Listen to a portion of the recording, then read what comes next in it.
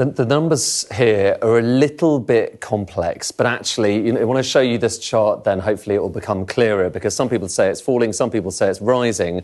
What's actually going on? Well, this is what we were told was happening with net migration. And remember, that's just the difference between people coming in and going out.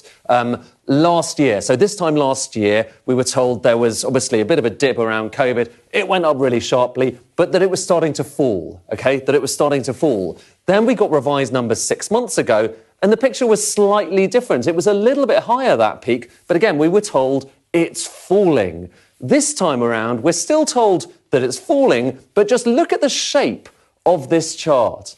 That line goes much higher than it did last time around. In other words, history is being revised, and that peak is being pushed up, even if maybe that is now starting to fall, but still there are question marks as to how big of a fall it really is.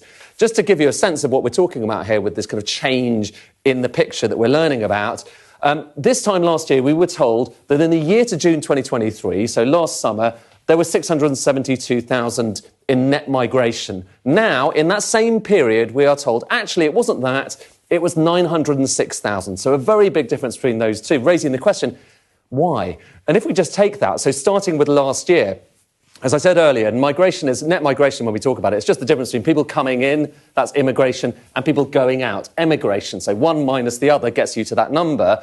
This is what we were told last time around. They've had updated data on how many people have come in from Ukraine, from other sources as well, how many people are leaving the country. And now they think, actually, it's a bit different, OK? It's a subtle shift, but actually it adds up. In fact, 140,000 more people came in over that period. And look at the number of people going out. 94,000 fewer people leaving. And put those two things together, and then you've got that bigger number, closer to 1 million people. But it's worth just asking the question, if we take a step back, what is it that led to this? And if you look at net migration over the period before COVID and Brexit, it was relatively steady. It's certainly in not tens of thousands as the Conservative government would have liked. But look at what happened after those new Brexit rules came into force. Just look at these lines and how they change. So total net migration, this is immigration. Total immigration went up really sharply, but also look beneath the surface. So EU nationals coming into the UK, that dropped down. That used to be the highest, OK? And then non-EU people has gone up incredibly sharply. And actually, interestingly, when you break that down and ask people where they come from and indeed what they're doing here, it's quite an interesting pattern, OK? So you've got, by far and away, the biggest is Indian nationals coming into the UK. Then you've got Nigerian, then Chinese, then Pakistani, then Zimbabwean. And these numbers, by the way, are bigger than any previous nationality, much bigger than Polish people coming into the UK, for instance.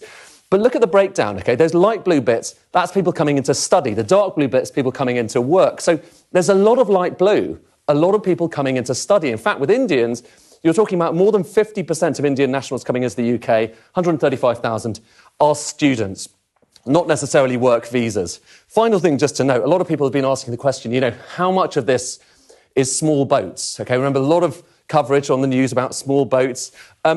The numbers in terms of small boats, and these are the kind of latest numbers for the year going up to September 2024, you're talking about 30,000 people. Now compare that to the other reasons that people are coming into the UK. Look at that red bar versus all the others. Other asylum, safe and legal routes, that's Ukraine and Hong Kong. Family, study and work. There is a massive difference, isn't there? And if you just stack them all up, one on top of the other, you can barely even see that sliver that's small boat. This is mostly a story of people coming into work, people coming into study, and then other routes as well. The big question, though, and it's still unanswered, is whether it's really now finally actually starting to come down.